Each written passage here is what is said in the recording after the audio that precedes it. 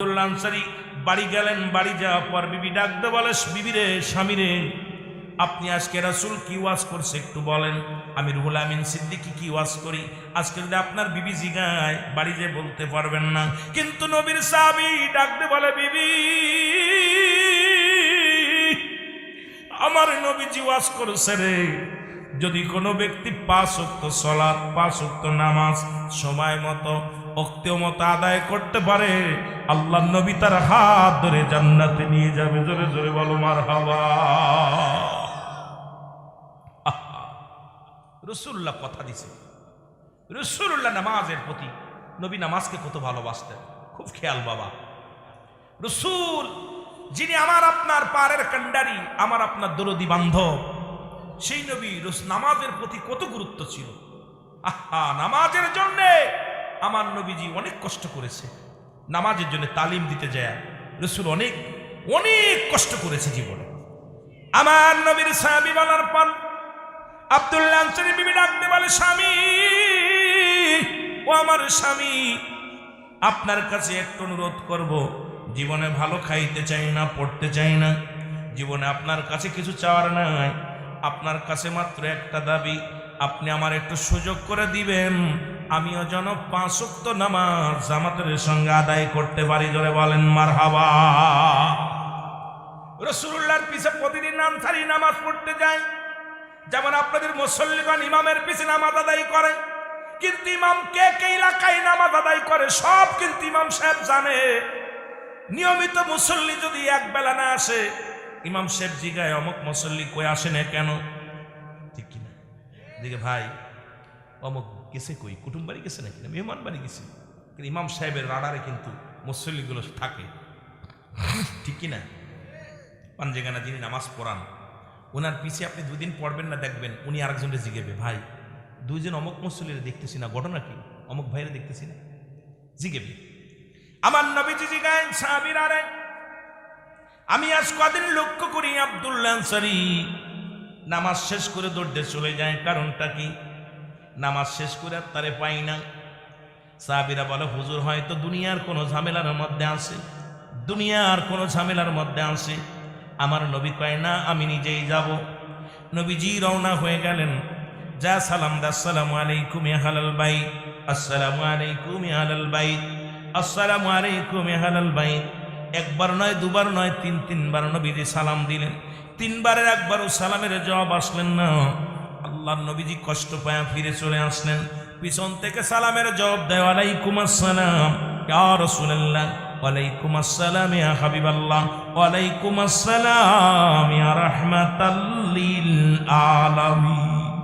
এ দুনিয়ার মুসলমান,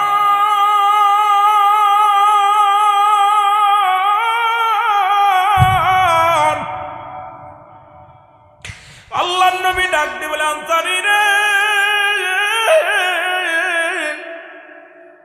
আমি নবী 3 বার তোমার সালাম দিলাম, তুমি 3 বারই সালামের জবাব দিলে না। ও আনসারী, তুমি এখন 3 বার উত্তর দিলে, তার মানে আর বুঝতে বাকি নাই তুমি সালাম শুনেছিলে, উত্তর দাও নাই। আনসারী বলে, ইয়া রাসূলুল্লাহ, ইয়া হাবিবাল্লাহ, একটু দয়া করে যদি আপনি আমার বাড়িতে আবার যাইতেন, তাহলে আমি বলতাম কেন সালামের জবাব দিই নাই। আল্লাহর নবীজি বলে, যাও, চলো যাই। রওনা হয়ে গেলেন। যাইয়া যখন দরজা খুলে দিছে, রাসূলুল্লাহ তাকায় দেখে ঘরের মধ্যে, ওই ঘরের মধ্যে বিশাল একটা গর্ত খোঁড়া। নবীজি বলে, আনসারী রে, তোমার ঘরের মধ্যে এত বড় গর্ত খোঁড়া কেন? বলে, ইয়া রাসূলুল্লাহ, ইয়া হাবিবাল্লাহ, আপনি যখন আমারে সালাম দিয়েছিলেন তখন আমি উলঙ্গ অবস্থায় এই গর্তের মধ্যে বয়াছিলাম, নবী গো, এই জন্য আপনার সালামের জবাব আমি দিতে পারি নাই। আমার নবী ডাকতে বলে, আনসারী রে, তুমি কি শুনাইলা? বলে, ইয়া রাসূলুল্লাহ, ইয়া হাবিবাল্লাহ, আপনাকে আমি কি করে বুঝাইব নবী গো, আমাদের স্বামী স্ত্রী মিলে একমাত্র কাপড়, এই কাপড়টা যখন মসজিদে আযান পড়ে যায় তখন এই কাপড়টা পরে আমি মসজিদে দৌড়াইয়া চলে যাই, আবার নামাজ শেষ করে বাড়িতে দৌড়ে আসি আর কাপড়টা খুলে দিই, আমি উলঙ্গ হয়ে গর্তের মধ্যে বয়া থাকি আর ওই কাপড়টা পরে আমার বিবি নামাজ আদায় করে। ইয়া রাসূলুল্লাহ, ইয়া হাবিবাল্লাহ, যখন আপনি আমাকে সালাম দিয়েছিলেন তখন ওই কাপড়টা আমার পণ্যে ছিল না, এই কারণে আমি আপনার সালামের জবাব দিতে পারি নাই। ওই কাপড় পরিয়ে আমার বিবি নামাজের মধ্যে ছিল, এই কারণে আমি আপনার উত্তর দিতে পারি নাই। নবী গো, আমারে আপনি ক্ষমা করে দিন, আমাকে আপনি মাফ করে দিন। আল্লাহর নবী ডাকতে বলে, আনসারী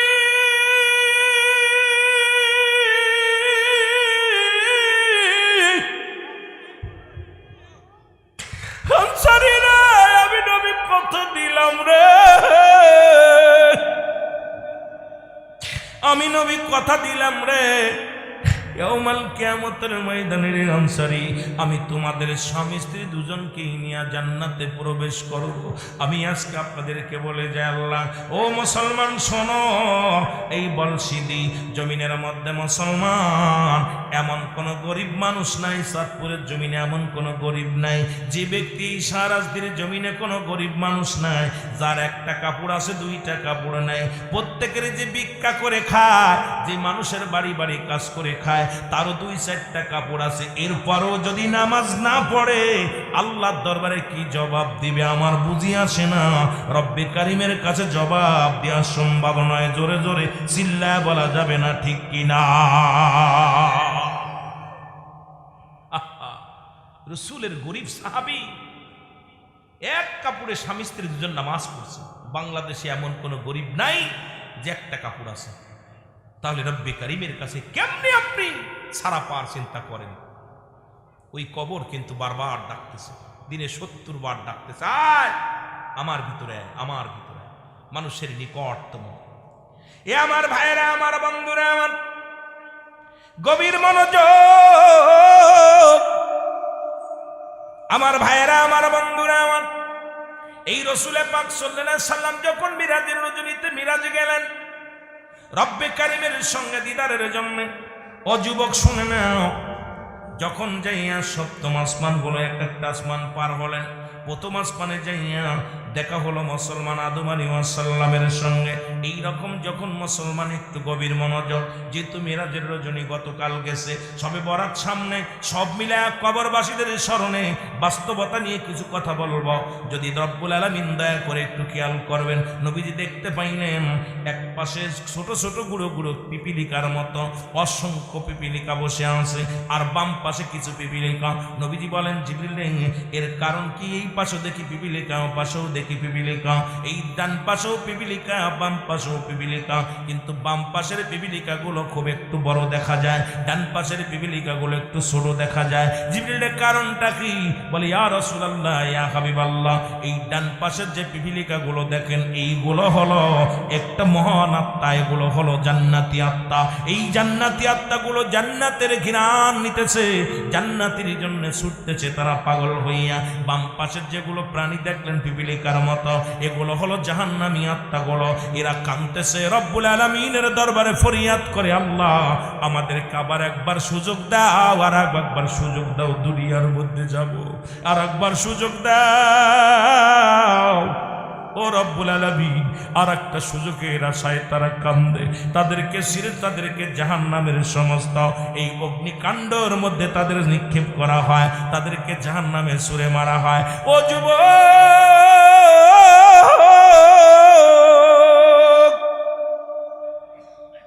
সুতরাং এমন এমন একটা দিন আসবে যে দেশে গেলে মানুষের বিচার হয়, যে দেশে গেলে মানুষের বিচার হয়। আমি বলতেছিলাম মানুষের বিপদ হলো তিনটা। নাম্বার 1 হলো মানুষের মরণ, 1 নাম্বার হলো মানুষের মরণ।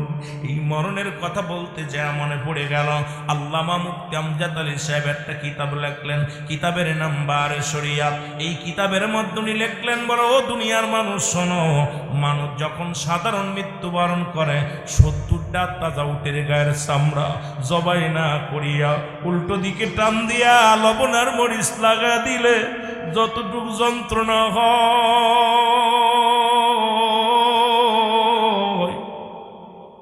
এর চাইতে 70 গুণ যন্ত্রণা একটা সাধারণ মৃত্যু। যুবক পালানোর কোনো পথ নাই রে। আজকে তুমি জৈবন পাইয়া সম্পদ পাইয়া গায়ের বল পাইয়া তুমি মন গড়া মতো চলো। এমন একটা দিন আসবে ঘরের পাশে পড়ে থাকবা, কেউ খবর নিবে না, জোরে জোরে চিল্লায় বলা যাবে না, ঠিক কিনা? আমার ভাইরা, আমার বন্ধুরা, আমার এক নাম্বার বিপদ হলো মরণ। এই মরণের সময় যারা পায়খানা করে দেয়, মরণের সময় যারা প্রস্রাব করে দেয়, মরণের সময় যাদের চোখ দুটি বড় বড় হয়ে যায়, মরণের সময় যাদের মুসলমান শুনে না, মরণের সময় যাদের জিহ্বা বাইর হয়ে যায়, তাদের মরণটা কত কঠিন হয়। আল্লাহ, ও আমার আল্লাহ, আমাদের মরণটাকে তুমি সহজ করে দিও। জোরে জোরে চিল্লায় বলা যাবে না আল্লাহু আকবার। মাদানা ঈশা সিদ্দিকা ঘুম থেকে উঠে দেখে রে মায়ার নবী ঘরের মধ্যে নাই। রাসূলুল্লাহকে খুঁজতে লাগলেন, চারিদিকে খুঁজে খুঁজে পাইলেন না। সাহাবীদের ডাক দিয়ে বলে, নবীর সাহাবীরা রে, দেখো গো আমার নবী রাহমাতুল লিল আলামিন কোথায়? নবীর খোঁজো, নবীর খোঁজ করো, তাড়াতাড়ি খোঁজ করো। হযরত আবু বকর সিদ্দিক রাদিয়াল্লাহু তাআলা ছুটে এসে বলে, আম্মা জান, রে আমার নবী, রহমতের নবী রাহমাতুল লিল আলামিন। সাহাবীরা ছুটে এসে বলে, আম্মা জান, হয়তো আমার নবীজি কোথাও নয় রে। আমরা দেখেছি যখনই সুযোগ পায় নবীজি জান্নাতুল বাকির কাছে ছুটে যায়, কারণ অসংখ্য সাহাবীদের দেহ মুবারক পড়ে আছে, অসংখ্য এলাকার মানুষগুলো ঘুমায় আছে রে। ইমাম সাহেব যখন মসজিদের দিকে আসে রে, মুয়াজ্জিন সাহেব যখন মসজিদের দিকে ছুটে আসে, যখন মুসল্লিগণ মসজিদের দিকে ছুটে আসে, কবরবাসী ডাকতে বলো, ও বাবারা, ও আমার ভাই, ও ইমাম সাহেব, আমরা বড় কবরের মধ্যে, বড় আসানের মধ্যে নাই, মুশকিলের মধ্যে আছি। আজকে তাদের জন্য বড় একটা বোনাস, তাদের জন্য দোয়ার মাহফিল। জোরে জোরে চিল্লায় বলা যাবে না আল্লাহু আকবার। সাহাবীরা তা দেখে রে রহমতের নবী ওই জান্নাতুল বাকির মধ্যে দাঁড়ায়া চোখের পানিগুলো ছাড়িয়া, চোখের পানিগুলো ছিঁড়ে ছিঁড়ে ফুফায়া কাঁদতেছিল নবীজি।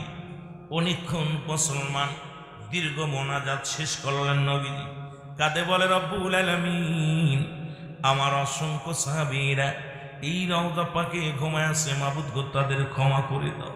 প্রায় 10,000 সাহাবী জান্নাতুল বাকির মধ্যে ঘুমায় আছে। রব্বুল আলামিন,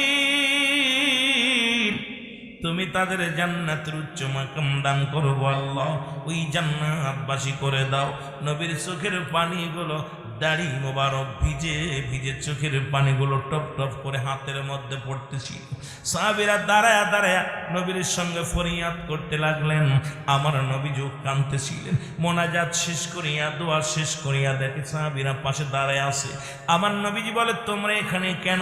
বলি, ইয়া রাসূলুল্লাহ, ইয়া হাবিবাল্লাহ, আম্মা জান আপনাকে খুঁজে পাচ্ছিল না, আমাদেরকে বলেছে আমরা আপনাকে খুঁজতে খুঁজে জান্নাতুল বাকির মধ্যে এসেছি। আমার নবী ডাক দিয়ে বলে, সাহাবীরা রে, আজকে এমন একটা রাত, এমন একটা দিন, আজকে গুনাহ মাফের দিন, গুনাহ মাফের রজনী। আমার অসংখ্য সাহাবীরা এই জান্নাতুল বাকির মধ্যে শুয়ে আছে। আমি নবী হাত উঠা দিলাম রে, রব্বে কারিম যেন আমার সাহাবীদের ভুল ত্রুটি মাফ করে দিয়া জান্নাতবাসী করে। জোরে জোরে চিল্লায় বলা যাবে না আল্লাহু আকবার। শুধু তাই নয়, হঠাৎ একদিন আমার নবীজি কবর দেখলেই দাঁড়ায়া যেতেন। খুব খেয়াল, আজকে আমি যাওয়ার সময় খেয়াল করি নাই, এখানে বসা পর সাইনবোর্ডগুলো দেখি হট করে মনে পড়ছে। খোদার কসম, রাসূলুল্লাহ কবর দেখলেই দাঁড়ায় যেতেন, কবর দেখলেই দাঁড়ায় যেতেন। একদিন রাসূল পাক সাল্লাল্লাহু আলাইহি সাল্লাম একটা কবর খনন করতেছে। হযরতে আবু বকর সিদ্দিক রাদিয়াল্লাহু তাআলা দুজন যাচ্ছে, হঠাৎ দেখে কবর খনন করতে। রাসূল পাক সাল্লাল্লাহু আলাইহি সাল্লাম ছুটে চলে গেলেন সেখানে। রাসূল পাক সাল্লাল্লাহু আলাইহি ওয়াসাল্লাম যাইয়া পাশে দাঁড়াইলেন, দাঁড়ায় ডাক দে বলে, কবর রে, এই বুঝি জীবনের শেষ ঠিকানা, এই হলো মানুষের শেষ ঠিকানা। কেমনে থাকবো রে, কেমনে ঘুমাইব? আল্লাহ তাআলা আসলেন, দেখে রাসূল কবর খনন করে সেখানে দাঁড়ায়া দাঁড়ায়া নবীজি যতক্ষণ পর্যন্ত কবরটা খনন হলো না ততক্ষণ পর্যন্ত রাসূল আকরাম সাল্লাল্লাহু আলাইহি ওয়াসাল্লাম দাঁড়ায়া দাঁড়ায়া চোখের পানিগুলো ছেড়ে দিয়া বলে, উসমান রে দেখ দেখ, আবু বকর রে দেখ, এই হলো জীবনের শেষ ঠিকানা। এই দুনিয়াটা মানুষের জন্য সামান্য কিছুদিন, সারা জীবন আবাদান আবাদান চিরস্থায়ী পড়ে থাকতে হবে যে জায়গা। মানুষের দ্বিতীয় বিপদ, দ্বিতীয় ঘাঁটি হলো মানুষের কবর। 1 নাম্বার বিপদ হলো মানুষের মরণ,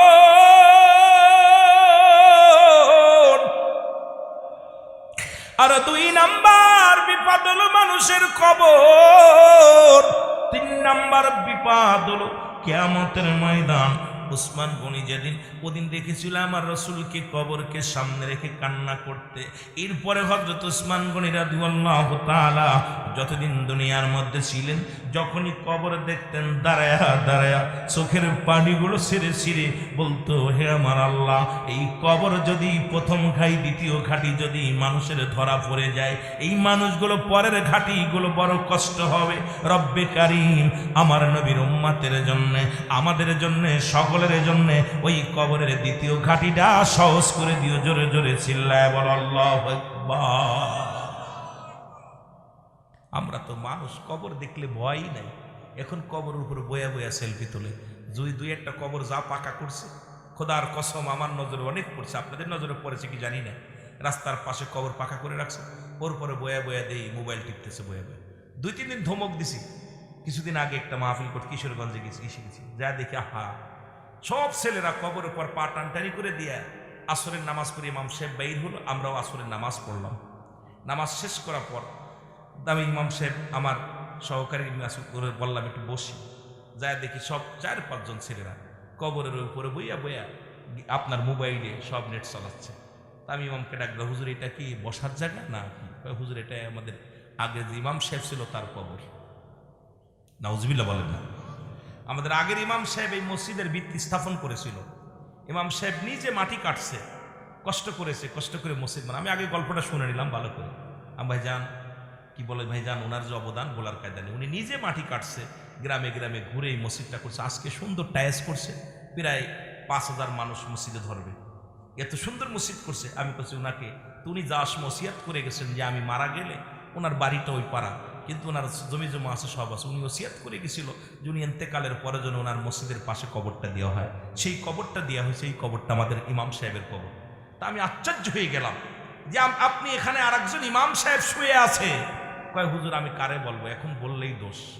আমি বলছি ভাইজান, আপনি হুজুর আপনি আমাদের এলাকা চেনেন না, এলাকার যে ছেলে এগুলো বললেই বিপদ, কেন আমার চাকরি থাকবে না। আমি কই চাকরির গুলি মারি, এই চাকরির গুলি মারি প্রয়োজন নাই। হক কথা বলতে যে যদি মরণ এসে যায়, হাসি মুখে মরণ নিবেন, বরণ করে নিবেন। কারণ যেখানে যারা শুয়ে আছে এরকম আমাকে আপনাকে শুতে হবে। আপনারা ফেসবুক খুললেই দেখবেন দাদার দাড়ি ধরে সেলফি তুলে, মরা মানুষের সেলফি তুলতেছে, লাশ সেলফি তুলে ছেড়ে দিচ্ছে। আমার দাদা জমি দোয়া করে, কত বড় বদ কোথায় গেছে।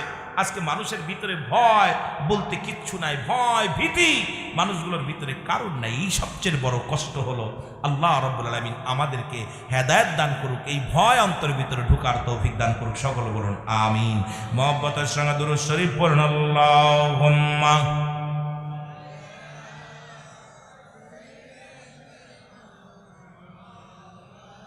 আরো জোরে বলুন ওয়ালা আলি সাইয়্যিদিনা। এ ভাইরা আমার, বন্ধুরা আমার, বান্দা যখন আজকে যে ফজিলাত জায়গার ফজিলাত নিয়ে আলোচনা করতে যাইয়া অন্যদিকে গেছিলাম, যখন বান্দা এই মুসলমান জান্নাতের বাগানে যখন ঘর থেকে বাইর হয়ে গেল, প্রতিটা কদমে কদমে আমার আল্লাহ রাব্বুল আলামিন বান্দার জীবনের সগীরা গুনাহগুলো মাফ করে দিয়েছে। জোরে বলেন সুবহানাল্লাহ। একটু জোরে বলা যাবে না? একটু আরো জোরে বলা যাবে না সুবহানাল্লাহ? কি গুনাহ মাফ? সগীরা গুনাহ মাফ। সগীরা গুনাহগুলো মাফ হয়ে যাবে জান্নাতের বাগানে রওনা দেওয়ার কারণে। আমরা শুধু সগীরা গুনাহ করি নাই, পদে পদে করছি কবিরা গুনাহ। খালি কি সগীরা গুনাহ করছেন? ছোট গুনাহ করছেন না বড় গুনাহ করছেন? কথা বললেন না কেন? ছোট গুনাহ করছেন না বড় গুনাহ করছেন? বড় গুনাহ করছেন, ছোট গুনাহগুলো করছেন। এই সগীরা গুনাহগুলো, ছোট গুনাহগুলো শুধু জান্নাতের বাগানে নিয়ত করে আসার কারণে রব্বুল আলামিন সব মাফ করে দিছে। যখন একটা পা থেকে আরেকটা পা ফেলছেন, সব গুনাহ আল্লাহ মাফ করে দিছে। আমরা শুধু সগীরা গুনাহ করি নাই, পদে পদে করছি কবিরা গুনাহ। নামাজ ছেড়ে দেয়া কবিরা গুনাহ, মিথ্যা বলা কবিরা গুনাহ। নামাজ যদি ছেড়ে দেন, এক ওয়াক্ত নামাজ কাজা গেলে আসে হুতবা পরিমাণ জাহান্নাম। এই নামাজগুলো মুসলমান যারা খুতবা পরিমাণ হলো 2,88,00,000 বছর। আপনার আমার জীবন থেকে কত নামাজ, কত ওয়াক্ত যে ছুটে গেল। এই নামাজটা আপনি সারা জীবন ভরে যদি আপনি আদায় করেন, এই কাজা নামাজ আদায় করতে পারবেন কি পারবেন না? একটু হিসাব করে মিলায় দেখেন, আপনার জীবনের খাতাটা মিলায় দেখেন। আপনি গুনাহগার না পাপী, নাকি আপনি ঈমানদার? আপনার নিজের বিবেক বলে দিবে আপনি কত অন্যায় করেছেন। জোরে বলেন ঠিক কিনা? নামাজ ছেড়ে দেয়া কবিরা গুনাহ, মিথ্যা বলা কবিরা গুনাহ, বেগানা নারীর সঙ্গে দেখা দেয়া কবিরা গুনাহ, বেগানা পুরুষের সঙ্গে দেখা দেয়া কবিরা গুনাহ। এই মাসালা যদি কোনো ব্যক্তি উল্টাইতে পারেন, জীবন আর ওয়াজ করব না। হারামকে হালাল বলার একটার কারণ নাই। যাদের সঙ্গে দেখা দেয়া জায়েজ, তাদের সঙ্গে বিয়ে করা হারাম। যাদের সঙ্গে দেখা দেয়া জায়েজ, তাদের সঙ্গে বিয়ে করা হারাম। আজকে যারা বাজারে আছেন, অধিকাংশ বেগানা নারী, যাদের চেহারা দেখা সম্পূর্ণ হারাম। আর এই হারামকে হালাল বলার কোনো ফতোয়া কোনো আলেম দিতে পারবে না। আমার বাবারা আমার, যাদের সঙ্গে দেখা দিয়া হারাম, তাদের সঙ্গে বিয়ে করা জায়েজ। সুতরাং আজকে যে মা চাচি খালারা আজকে ওয়াজের নামে, আজকে মাহফিল আইয়া আপনার মন গড়া মতো আপনি বাজারে ঘাট কোনে রাস্তাঘাটে ঘুরতেছেন, খোদার কসম করে বলি, খোদার কসম করে বলি, আপনি কবিরা গুনার মধ্যে আছেন। আপনি জাহান্নামের মধ্যে লিপ্ত হয়ে আছেন, জাহান্নামের দিক অগ্রসর হচ্ছেন। সেই গুনাহগুলো মাফের দরকার আছে কিনা? সম্পূর্ণ বেগানা নারীর সঙ্গে দেখা দিয়ে হারাম, বেগানা পুরুষের সঙ্গে দেখা দিয়ে হারাম। ওয়াজ দিয়ে লাভ হবে কি? ওয়াজ নসিহত হচ্ছে, সমাজ পরিবর্তন হচ্ছে না। এই সমাজ খালি মনে করেন মানুষ বেশি হইলেই মনে হয়, লক্ষ লক্ষ মানুষ হইলেই মাহফিল মনে হয় খুব ভালো হচ্ছে। মানুষ দেখালে মাহফিল দিয়ে লাভ নাই, তাবারক খায় মাহফিল দিয়ে লাভ নাই, বক্তা আমার বড় বক্তা এনে লাভ নাই। আমি যদি নিজে আমল না করি, মাহফিল দিলাম বছরে একবার, আমি নিজেই কমিটির সভাপতি, নামাজ পড়ি না এক তো যেরকম ঠিক কিনা?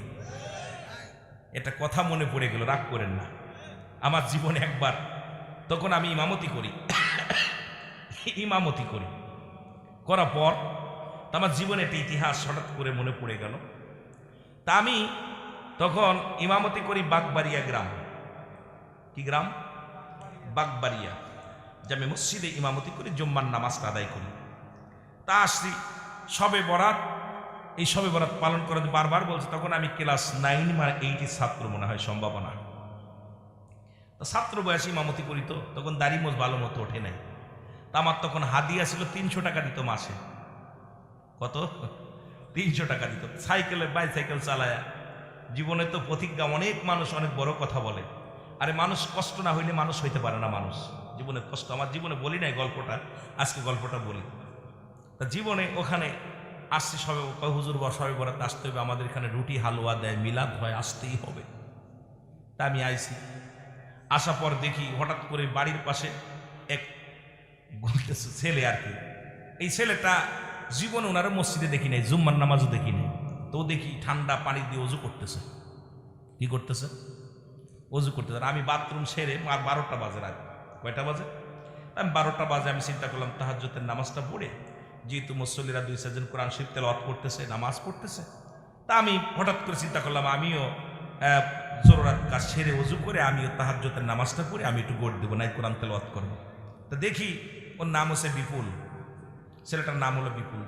গাঁজা মদ ইয়াবা সব কিছু খায়, মাঝে মাঝে সাইকেলও চুরি করে। কথা বোঝেন না? আমি চিনি যে মাঝে মাঝে নাম্বার 1 চোর। কথা বোঝেননি? চুরি করে, কয়েকবার ধরা টরা পড়ছে। এখন আমি ওর অজু করার দেখে আমি কছি, কিরে বাবা ও কি করিস, অজু করিস? কয় হুজুর অজু করতেছি। তা আমি কছি যে ভাই কি করবো অজু করে? নামাজ পড়বো। হুজুর আপনি কি বেড়াতে আইছেন এখানে? আমার জিজ্ঞেস আপনি কি বেড়াতে আইছেন? তা আমি কছি বেড়াতে আসবো কেন? আপনার তো দেখি না এলাকায়। আমি কছি আমি তো মসজিদের ইমাম। কথা বলছেন না? আমি কছি আমি মসজিদের ইমাম। হুজুর আপনি ইমাম? তা আমি তোমার বাড়ি কই? কয় হুজুর এই যে এই মসজিদের পাশের বাড়িটা। আমি তোমার নাম বিপুল না? কয় হ হুজুর। আমি তোমার তো আমি চিনি, সেদিনকে সাইকেল চুরি করে বাজারে ধরা পড়ছিল সেটা না? খট করে বলে ফেলছি, কারণ তখন তার এই বুদ্ধি নাই। হঠাৎ করে আপনাদের মুখের দিক তাকায় গল্পটা মনে পড়ে গেল। এই জন্য না বললে মনের ভিতরে রাখতে অনেক কিছু আসে জমা, কিন্তু বলি না। তা আমি কছি মনে কি করবা? কয় হুজুর মা বারে বারে বলতেছে যাই করিস আজকে সবে বরাত, আজকে গুনাহ মাফের দিন, যা একটু মসজিদে কান্নাকাটি করে। তো আল্লাহর কসম আমি প্রায় 3 বছর ইমামতি করছি, দেখি নাই 3 বছরের ভিতরে। কিন্তু সবে বরাতের দিন বয়া বয়া মসজিদে তসবিহ টিপতেছে বয়া বয়া। কথা বলছেননি? চুরি করে কি? তো ওর জীবনে ফজরের নামাজ হলো ফরজ, মাগরিবের নামাজ ছিল ফরজ, জোহরের নামাজ ছিল ফরজ। আমি বলবো না যে সবে বরাত আপনি পালন করবেন না, ঠিক আছে, সবে বরাত এটাও গুরুত্বপূর্ণ রাত, ঠিক আছে। কিন্তু বছরে একটা রাত আপনি আদায় করার জন্য সারা বছর নামাজ ছেড়ে দিলেন, আর ওই সবে বরাত, সবে কদর, লাইলাতুল কদর এইগুলো ধরার জন্য বসে রইলেন। তাহলে আপনার মতো বিয়াদব, আপনার মতো বুকা, আপনার মতো পাগল এই দুনিয়ার মধ্যে আর কেউ নাই। জোরে বলেন ঠিক কিনা? আমি বললাম তুই ফজর? কয় হুজুর না। আমি বলছি আমি 3 বছর ইমামতি করে তোরে দেখলাম না জীবনে। কয় হুজুর আমি তো আপনার দেখিনি। কথা বলছি আমিও তো আপনার দেখিনি। তাই এইরকম কিছু মানুষ আছে গত রাত্রে জাগছে, আবার সামনে সবে বরাতে জাগবে, আবার লাইলাতুল কদরে জাগবে, কিন্তু খোদার কসম এরা ওই জুম্মার নামাজও পড়বে না, এরপরে উক্ত নামাজও পড়বে না। ওদিন অজু টজু কইরা সামনে যে বইবো, বইয়া মনে করে গুনাহ মাফ করবো না। বাবা আপনার জন্য আমার জন্য যেগুলো প্রয়োজন ছিল এগুলো সব আপনার হারিয়ে ফেলছেন। কিন্তু এই যে একটা কুরআনুল কারীমের মধ্যে একটা আয়াত অস্বীকার করার মতো ক্ষমতা কারোর আছে? কুল্লু নাফসিন যায়িকাতুল মাউত, এই কথাটা অস্বীকার করার মতো কোনো ব্যক্তি আসেনি কার? ভাই মরণ নাই কার? একটু হাত উঠায় দেখেন, মরণ নাই কার? কার ওরে দইরা এরপরে ওরে বললাম তবা টবা পড়ালাম, নিজে একটু বুদ্ধি দিলাম, বললাম ভাই এগুলো তোরে আমি তো চিনি, দেখাও পাই না, কিন্তু আমি তোরে চিনি। পরে বলল হুজুর আমি আজ থেকে আর নামাজ ছাড়বো না। পরে দেখি ফজরও আইছে, তারপরে তো আর ওই এলাকায় আর মাসখানেক ছিলাম, তারপরে কি হয়েছে এখন বলতে পারি না, তারপর আর যা পরে নাই। তো বিশেষ করে এরকম কিছু মানুষ আছে যারা বছর ইমাম সাহেব বলতে পারে, দেখা যায় আপনাদের ইমাম সাহেব যিনি উনি বলতে পারে যে মহল্লার মধ্যে খুঁজে পাওয়া যায় না, জুম্মার দিনে খুঁজে পাওয়া যায়। সামনের কাতারে কি ইমাম রেখা, ইমাম টাইম হয়ে গেছে ছেড়ে দাও, যেরকম ঠিক কিনা। অনুরোধ করবি নামাজ খালি আপনার জুম্মার নামাজ নয়, 5 ওয়াক্ত নামাজ আপনার আমার জন্য ফরজ। এটা তরফ করার অধিকার আপনার নেই। জোরে বলেন ঠিক কিনা? এগুলো তরফ করার অধিকার আপনার নাই, যেহেতু আপনি সাবাল্লিকা। আমার ভাইয়েরা, আমার বন্ধুরা, আমার বলতেছিলাম নামাজ ছেড়ে দেয়া কবিরা গুনাহ, মিথ্যা বলা কবিরা গুনাহ, বেগানা পুরুষের সঙ্গে দেখা দেয়া কবিরা গুনাহ, বেগানা নারীর সঙ্গে দেখা দিয়ে কবিরা গুনাহ। এই গুনাহগুলো যদি মাফ করাইতে চাও, আল্লামা কুতুবী রাহমাতুল্লাহ বয়ান করে বান্দা জীবনে যদি কোথাও জান্নাতের বাগানের সংবাদ শুনতে পাও, ওই জান্নাতের বাগানখানা ধরে আঁকড়ে ধরে খাস তওবা করে আল্লাহ বলে বান্দা যখন ডাক দেয়, রব্বে কারিম বান্দার জীবনের সব গুনাহ মাফ করে দেয়। জোরে বলেন সুবহানাল্লাহ। শুভ সংবাদ পায়ও কি সুবহানাল্লাহ কইতে কষ্ট বলেন? আল্লামা কুতুবী রাহমাতুল্লাহ বয়ান করে বান্দা যখন, কারণ কিয়ামত পর্যন্ত নবীদের দরজা বন্ধ, কিয়ামত পর্যন্ত আর কোনো নবী আইব না, কিয়ামত পর্যন্ত তওবার দরজা খোলা। কোন বান্দা যখন খাস তওবা করে আল্লাহ বলে ডাক দেয়, আল্লাহ আমার জীবনের শেষ মাহফিল, আল্লাহ আমার জীবনের শেষ রাত, তুমি আমাকে মাফ করে দাও। রব্বে করিমের কাছে চাইতে দেরি, ক্ষমা পাইতে দেরি না, রব্বে করিম আপনাকে আমাকে মাফ করে দিবে। জোরে বলেন না মারহাবা, আরো জোরে বলেন। সুতরাং মুসলমান এই জান্নাতের বাগান দিয়ে লাভ হলো এটা, এটা বুঝাইতে চেয়েছিলাম আপনাদেরকে। অনেকে বলে জান্নাতের বাগান দিয়ে কি লাভ? লাভ হলো এটা যে জীবন ভরে যত গুনাহ করেছেন মাপবার একটা সুযোগ পেয়েছেন। এই কেন মানুষের মরণ হয় দুইটা টাইমে, একটা হলো রাতের বেলা, একটা হলো দিনের বেলা। দিন শুরু করেছে আমার আল্লাহ নামাজ দিয়া, দিনও শুরু করেছে নামাজ দিয়া, রাতও শুরু করেছে নামাজ দিয়া। আর আপনি যে নবীর অনুকরণ করেন সেই নবীর কাছে এক নাম্বার প্রিয় হলো নামাজ। কারণ আল্লাহর কাছে প্রিয় নামাজ, এই যে নবীর কাছেও প্রিয় নামাজ। এই জন্য দিনের বেলা, দিনের শুরু হলো ফজর, ফজরের 2 রাকাত সুন্নাত নামাজ তুমি আদায় করলা, সঙ্গে সঙ্গে তুমি হয়ে গেলে আমার নবীর প্রেমিক। এবার 2 রাকাত ফরজ নামাজ তুমি আদায় করলা, সঙ্গে সঙ্গে তুমি হয়ে গেলে আমার আল্লাহর গোলাম। এই দিনের মধ্যে যদি তোমার মরণ হয়, তোমার মরণটা হবে আমার নবীর প্রেমিক, আল্লাহর গোলাম। আমার আল্লাহ নামাজের প্রতি, আমার নবীজি নামাজের প্রতি গুরুত্ব দেওয়ার কারণে আল্লাহ পাক দুনিয়া সৃষ্টির আগেই 2টা টাইমেই নামাজ দিয়েছে। দিনের শুরু নামাজ, রাতের শুরু নামাজ। সুবহানাল্লাহ বলেন না? এই জন্য রাসূলুল্লাহর কাছে এক নাম্বার প্রিয় ছিল নামাজ। এখন আপনি নামাজ পড়েন না, বলেন আমি নবীর উম্মত, আমি কোটে বাটপার, ঠিক কিনা? কথা কয় না, কথা কয় না রে। নবীর উম্মত বলে দাবি করতে হলে নবীর গুণে গুণান্বিত হওয়া লাগবে না? নামাজ পড়েন না এক উক্ত, খালি নবীর গোলাম, নবীর গোলাম, নবীর প্রেমিক বলে চিল্লান, অথচ রাসূল আবার দাড়ি শেভ করেন সপ্তাহে 7 দিন। 7 দিনেই খালি দাড়ির মধ্যে খুঁড় দেন, আর কোন নবীর ভালোবাসে, খুব ভালোবাসি, নবীরে খুব ভালোবাসি। অথচ রসুলের সুন্নাতের মধ্যে আপনার খুঁজে পাওয়া যায় না, রসুলের ভালোবাসার মধ্যে আপনাকে খুঁজে পাওয়া যায় না, রসুলের আদর্শের মধ্যে আপনাকে খুঁজে পাওয়া যায় না, আপনার রসুলের দ্বীনের মধ্যে আপনাকে পাওয়া যায় না। আপনার গোলাম হবেন, আল্লাহ যে হুকুম দিলেন এই গোলাম আল্লাহ পাক সমস্ত রূহকে এক জায়গা করে বলেন আলাস্তু বিরাব্বিকুম, আমি কি তোমাদের রব না? বললাম কালু বালা, স্বীকার করলাম আপনি আমাদের রব, আপনি আমাদের প্রভু, আপনি আমাদের আইনদাতা, বিচার করনেওয়ালা, সবকিছুর মালিক কে? আরো আসতে কন, প্রধানমন্ত্রী, খালেদা জিয়া, হাসিনা, ইরশাদ, কথা বলেন কে? স্বীকার করছেন, আমার কাছে করেন না। আচ্ছা আপনাদেরকে একটু বুঝাই দিয়ে যাই, কথাটা খেয়াল করবেন, আমি আলোচনায় যাই আস্তে আস্তে। কথাগুলো বুঝতেছেন তো? কথাগুলো বলেন দিয়ে, এই গ্রাম নিবাসী, ওই গ্রাম নিবাসী, অমকের মেয়ে, অমক আমি ইমাম সাহেবের মেয়ের সঙ্গে আমাদের চেয়ারম্যান সাহেবের ছেলের লগে বিয়ে হলো, এত টাকা দেল মোহর আশীর্বাদে, কবুল আসো কি না? বিয়ে হয়ে গেছে। বিয়ে হওয়ার পর এখন সারাদিন ভরে বিবি, আপনার আমার ভাইয়ের মেয়েটা সারাদিন ভরে খেদমত করতেছে, স্বামীর সেবা যত্ন, শ্বশুর শাশুড়ি সেবা যত্ন করতেছে। সন্ধ্যা লাগছে, এখন বলে আমি তোমার কাজ শোবো না, আর একজনের কাজ শোবো। বলেন দিয়ে ওই ছেলে কি মেনে নিবে? কথা কয় না, মেনে নিবে? সে যদি পাগলও হয়, যদি বিবি যদি বলে আমি তোমার ঘর করতাম না, তোমার কাছে থাকতাম না, পাগলও কই তোরে আমি আর রাখতাম না। জোরে কন ঠিক কি না? গেল এটা।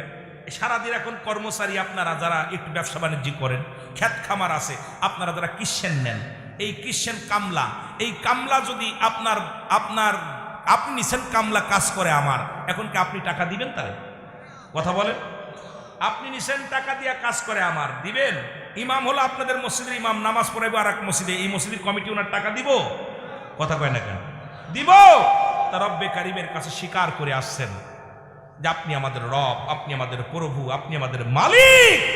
আসে দুনিয়ার মধ্যে ফজর ছেড়ে দিলেন, হুকুম মানলেন না, যোহর ছেড়ে দিলেন, হুকুম মানলেন না, আসর ছেড়ে দিলেন, হুকুম মানলেন না, মাগরিব ছেড়ে দিলেন, হুকুম মানলেন না, আপনি ঈশা ছেড়ে দিলেন, হুকুম মানলেন না। আমার আল্লাহ কি আপনাকে তালাক দিবে না রাখবে? কথা কয় না। ভালোবাসবে? একক তো মানো নাই, ছেলে একটা অন্যায় করলে তাই পিটাও, বউ এত কাজ করে তারপরে হুকুম না মানলে পিটাও, ধরে তালাক দিয়ে দাও। আর রব্বে কারিমের কাছে হুকুম, রব্বে কারিমকে বললা কালু বালা, স্বীকার করেছি আপনি আমাদের রব, আপনি আমাদের প্রভু, আপনি আমাদের আইনদাতা, বিচার করনেওয়ালা, সবকিছুর মালিক আপনি। আর আশা পর আপনি অন্যের গোলামি করতেছেন, মূর্তি পূজা করতেছেন, কবর পূজা করতেছেন, দরগা পূজা করতেছেন, মানুষ পূজা করতেছেন, দুনিয়ার মধ্যে রব্বে কারিমকে সিজদা করার সুযোগ পাচ্ছেন না। আপনার মতো নাফরমান, আপনার মতো মুনাফিক আমার আল্লাহর প্রয়োজন নাই। তামাম পৃথিবীর মানুষ যদি আমার আল্লাহর গোলামি না করে, আল্লাহর কিছু লস আছে? বিশাল লস হইব। কথা লস হইবে না? সারা পৃথিবীর মানুষ যদি নাফরমানি করে আল্লাহর সঙ্গে, আল্লাহর কোনো লাভ লস আছে? লস কার? জোরে বলেন কার? এ আমার ভাইরা, আমার বন্ধুরা, আমার যে কথাগুলো বলি লক্ষ্য করে শুনবেন। সুতরাং গুনাহ মাপের একটা জায়গা ফানা। রহমতের নবী রাহমাতুল লিল আলামিন ডাকতে বলে, আমার উম্মতিরা রে, তোমরা কেউ, আমি কথা দিলাম আমি নবী তোমাদের হাত ধরে জান্নাতে নিয়ে যাব। জোরে বলেন মারহাবা। তোমরা কি আমার সঙ্গে জান্নাতে যেতে চাও? রাসূলের সাহাবীরা বলেন, ইয়া রাসূলুল্লাহ, ইয়া হাবিবাল্লাহ, কে বানা চায় আমরা জান্নাতে যেতে চাই আপনার সঙ্গে। আমার নবী বললেন, যে ব্যক্তি 5 ওয়াক্ত নামাজ, 5 ওয়াক্ত সালাত সময় মতো ওক্তের মতো আদায় করতে পারবে, আমি নবী ওয়াদা করলাম আমি তারে হাত ধরে জান্নাতে নিয়ে যাব। জোরে বলেন মারহাবা। রাসূলুল্লাহর সঙ্গে জান্নাতে যেতে চান তো? রাসূল কথা দিছে, রাসূলুল্লাহ নিজে কথা দিছে, যে ব্যক্তি 5 ওয়াক্ত সালাত জামাতের সঙ্গে সময় মতো ওক্তের মতো নামাজটা আদায় করতে পারবে, রাসূলুল্লাহ নিজে আদা করেছে, আমি তার হাত ধরে জান্নাতে নিব। সুবহানাল্লাহ বলেন না? আগায় বসেন না বাবা, সবাই একটু আগে বসেন, আগায় বসেন, পিছনে ভাইরা এসে বসতে পারবে। আমি যে কথা বলি লক্ষ্য করে শুনবেন। সবচাইতে গরিব সাহাবী, নবীজির সাহাবী আব্দুল্লাহ। নাম কি? আব্দুল্লাহ নামের লকাব আছে আনসারী। যখন নবীজি মক্কা থেকে মদিনায় হিজরত করেন, তখন এই আব্দুল্লাহ আনসারী নবীজিকে সাহায্যের জন্য আগে আসলেন, নবীজিকে সাহায্য সহযোগিতা করেছিলেন। যারা রাসূলকে হিজরতের পরে নবী মক্কা থেকে মদিনায় যত সাহাবীরা হিজরত করেছিল,